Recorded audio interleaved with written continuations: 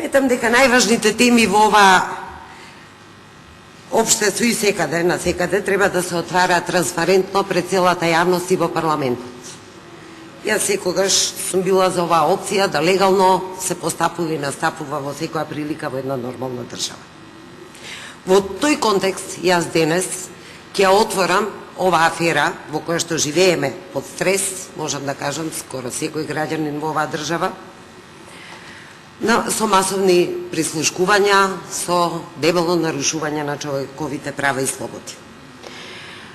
Почитувани присутни и почитувана јавност, маските почнаа да паѓаат една по една. Дадени се наоди за две лоши работи. Прво, за тешки нарушувања и дефекти на нашиот демократски систем, демократијата воопшто, на една земја која што сака да биде членка на Европската унија, која што никогаш, барем јавно, не кажала дека не чекори кон тој пат. Без почитување на овие работи, сегменти, нема и чекорување, ни пола чекорче, тоа на сите ни јасно. Но загрижена сум и за една друга работа, а тоа е колабираниот безбедносен систем. Како македонка, како граѓанка на оваа држава, и овој аспект многу ме збунува и многу ме загрижува. Се фрли, чувме цела една какофонија, една рашомонијада на изјави која што доаѓа од различни табори, се фрли вината на странци, дека цела една странска машинерија работи да ни ја разнебити земјата, па тргнаа разни патувачки групи низ земјата да објаснуваат, мисионери, сите со презнакот квази новинари, квази глумци, квази ова, квази она, да му објаснуваат на и онака збунетиот народ дека се работи за една тешка планетарна завера. Вчера премиерот ни кажа, не, тоа се случува тука, значи од наши луѓе, во наши служби, а нарачатели се веројатно некакви си странски служби, значи се уште имаме една магла, не знаеме каде сме. Да го тргнеме за моментот изворот. Што ни се случува, веројатно истрагата ќе го покаже кој е све вклучен во оваа афера. Но, оно што јас како граѓанин го чув на овие снимки, а пазете, никој до сега не ја оспори автентичноста, длабоко ме депримираше. Чувме, иако нагаѓавме многу работи, иако тоа беше посочувано во многу извештаи од Европската комисија и така натаму, меѓутоа, магнитудата на овој дефект не ни беше веројатно позната на сите. Чувме за една чудна спрега на новинари и суди. Чувме дека Лиле ќе летне од МТВ. Чувме дека над 100 новинари се прислушкувани, им беа поделени досија. Ке го решам, велија на свој начин. Чувме за нарачани ТВ прилози 7 од 12, пребукираност на телевизијата да угоди на власта. Чувме и видовме снимки од посебни истражни мерки ставани на YouTube. Кој ги дал? Која служба ги дала? Чувме за автобуси од опозицијата кои што завршуваат на технички преглед, вака многу лесно да се спречи протестирањето. Чувме за нарачани пресуди, драги мои. Ова општество не се наоѓа во политичка криза. После се, ова општество се наоѓа во длабока општествена криза. Се работи за болно, метастазирано општество. Она што најмногу ме загрижува е што никој досега не ја оспори автентичноста на снимките. Ке кажете, чекајте, тоа ќе биде во судска постапка. На кои судови? Оние каде што Латас може да договара со Филомена судење? На кои судови мислите дека граѓаните им веруваат? Понатаму, чувства она што уште повеќе ме загрижува, дека сме сведоци на тотален распад на безбедносниот систем. Значи, кај нас, безбедносниот систем е отворена книга, во која што не само секој може да прочита што сака и да сними што сака, туку и да допише по потреба. Ние се уште не ги знаеме сите снимки, што ако некој ги допишува внатре. Значи, колабиран е безбедносниот систем. Во секоја нормална држава челниците на таквите институции прво, не чекајки ни 5 минути после да поминат, си даваат оставки. Ова е симптом на она што ни се случува. Не е диагноза, ова е симптом. Никаква одговорност не е до сега побарана од службите, од институциите. Се бара таму виновници, вчера чупни за пресуда, но што е се одговорниот на таа институција? Како може мене дома да ми се случува нешто, мојот сопруг да трупа дома калашникови и бомби 4 години уназад, јас појма да немам за таа работа? Како може? Јас ја поставам компетенцијата на тие луѓе во прашање. Не само моралната одговорност, туку компетенцијата. Како е можно да се уште ги имаме истиот директор на УБК, истиот министер за внатрешни работи, а внатре му се суди на луѓето кои што работат кај него? Која судска истрага се чека за да барем покажат една морална одговорност, дека не знаеле да ги водат овие институции? Што они чека? Моето прашање би било: зарем не мислите дека никој, ова до премиерот го упатува, никој во владата не е одговорен за распадот на безбедносниот систем на Македонија? Дека удобно ќе си седат во фотелите, чекајки 6-10 месеци колку ќе трае процесот, а внатре луѓе се апсат и се осудуваат? Па се знае кој е виновен. И да не е виновен, тој има морална одговорност и некомпетенција. Еклатантна некомпетенција кога се работи за ваква една работа за која што, верувате, сите граѓани, без разлика каде припаѓаат и што припаѓаат, се загрижени. Како може безбедносниот систем да бидеме сите на удар на кој сака? Тоа е првото прашање. Второто прашање го упатувам на министерот за здравство и го прашувам: дали ќе си поднесе оставка? Дали освен тоа што има разбирање за случајот со Тамара, ќе покаже и одговорност? Бидејќи од министар не се очекува да има разбирање. Разбирање можам да имам јас. Може да имат комшиите на Тамара, може пошироката јавност да има и загриженост, и жал, и сочувство, и се друго. Но одговорност има тој. Дали мисли да си поднесе оставка? И не само за случајот Тамара, видовме како котира Македонија последна во здравствените услуги во Европа. На толку дадени пари, пазете, тој факт не го негирам.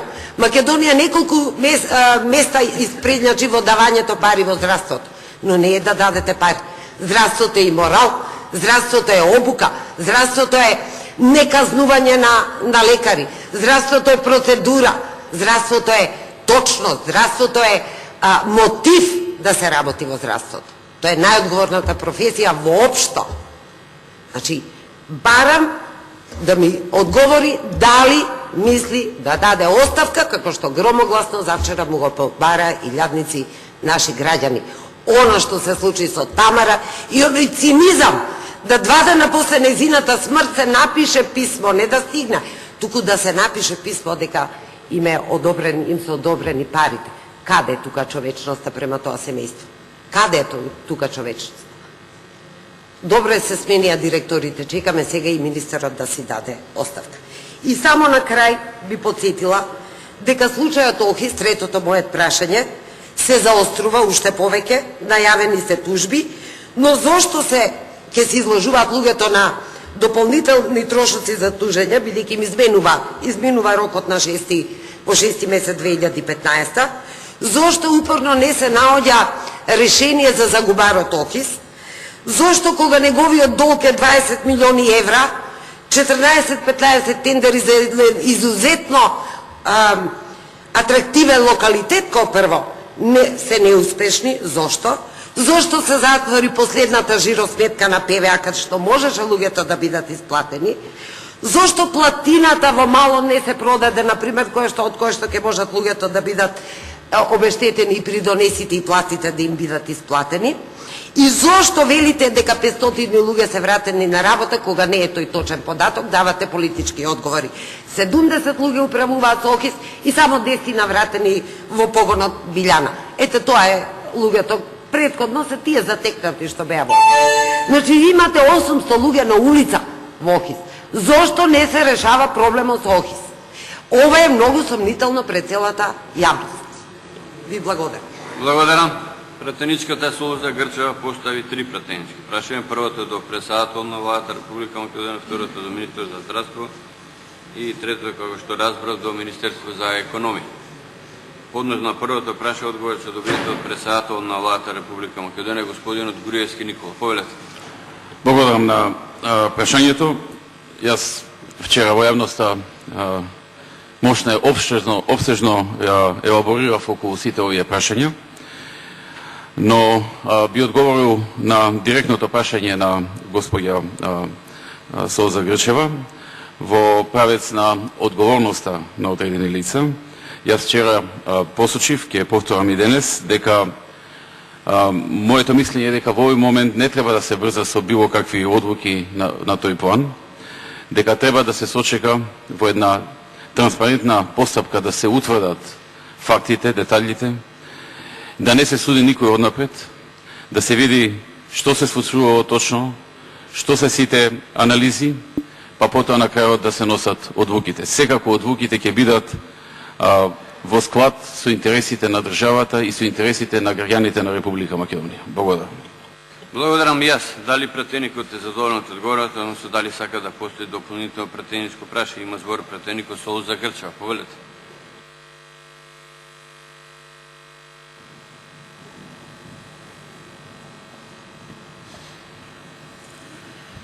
Да, навистина се сложувам дека не треба да се избрза во оваа работа. Но не требаше да се избрза ни со тоа да се посочува со прстот кон странски служби. Не требаше да се стават на YouTube снимки од посебни истражни мерки. Не требаше да ја видиме кај вас снимената во кабинет снимка, со тие работи се избрза. И после се, никој не негира дека се работи за распад, односно минирање на безбедностниот систем. Зошто се штитат луѓето кои што ги водат овие клучни системи за една држава? Не можеме да најдеме подобри. Нема кој лиле да ја бутле, да ја тргне од МТВ. Зошто? Зошто? Тие априори се одговорни заради својата некомпетенција, не влегувајќи во бекграундот политички.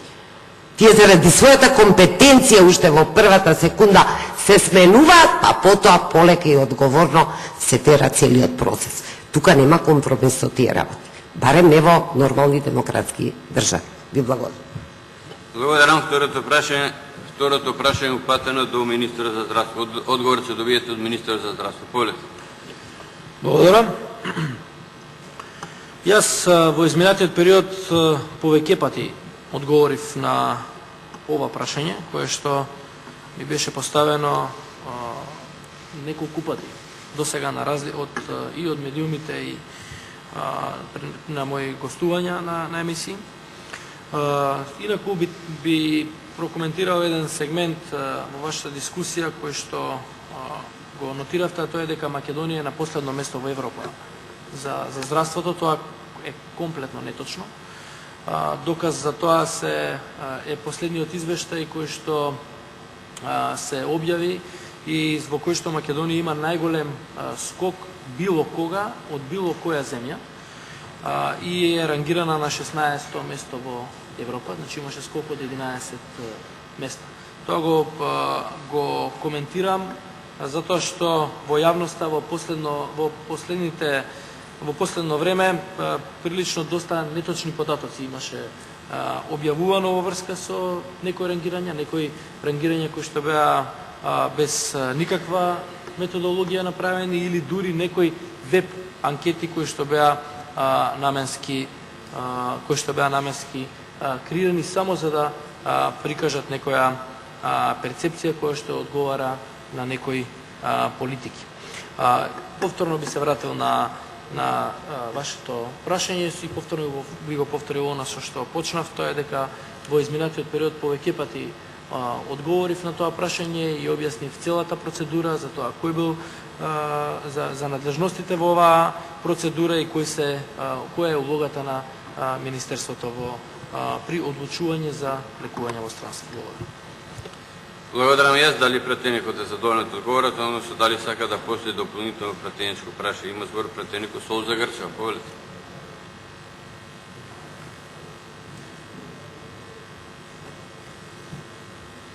Почитуван министер, точно се референцирам на вашите јавни одговори пред целата јавност, што ги дадовте зошто не давате оставка. Дури во еден момент рековте направив повеќе од што можев и еве се случи тоа што се случи. Ако еден министер прави повеќе од тоа што може, а деца умираат на 12-13 години, тогаш тој министер не може да направи многу. Тоа е, како да ви кажам, логичка грешка. Влегувате во логичка грешка кога тоа го изјавувате. Тоа е теорија на логика. Познато не требаше таа изјава 100 пати да ја повторите. Значи, не направивте ништо, затоа девојчето умре. Не направивте ништо. 3 години мајката ве бркаше, секаде ве се очекуваше да ве сретне да ви ги каже маките. Прашањето е дали имате доблест да си дадете оставка после еден ваков скандал од мега размери во една Македонија, каде што, пазите, сопревме со прибирање донации за тоа девојче, се одржи и концерт, некои пари се собра. Го сопревте тој процес со ветување дека еве државата ќе одвои пари и дека ќе го прати на лекување.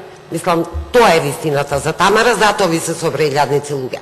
Колку за рангирањето, се согласувам со вас, ја видов јас таа релевантна анкета што зборувате дека Македонија на вистина има прогрес. Таму по една ставка се рангира. Колку сте бризгале пари најмногу. Тука сте највисоко рангирани кога ќе се разложат сите индикатори. Но погледнете на НХС, да речеме. Дали сте ја погледнали или таа паушално вака не ви е важна на НХС рангирањето? Последна е Македонија во квалитетот на здравствени услуги. Дали сте погледнале таа? Еве синоќа проверував, баш не сакам никош да ми се нефундирани прашањата, само напаѓање ради напаѓање. Знаете на што ми наликува нашето здравство? Мажот ми купува скапи намирници дома, ги преплаќа се разбира, ми ги носи мене дома, ја ја загорувам јадењето, го казнувам син ми 20%. Ете на тоа личи нашето здравство. Не мола. Кој е задоволен од нашето здравство? Видите ги редиците на чекање. Видите зошто ви се казнувани докторите заради мој термин што не се појавил пациентот. Све ставено на глава. Значи, здравство се процедури, не само пари колку сте вбризгале. Вие можете да потрошите милиони евра и да немате никаков резултат. Некогаш со ум повеќе ќе направите. Значи, ве враќам пак, вие треба да имате одговорност за Тамара, а не разбирање. Разбирањето оставите него на нас, на обичните смртници. Ке имаме и сожалување, и разбирање, и се. Од вас се бара одговорност.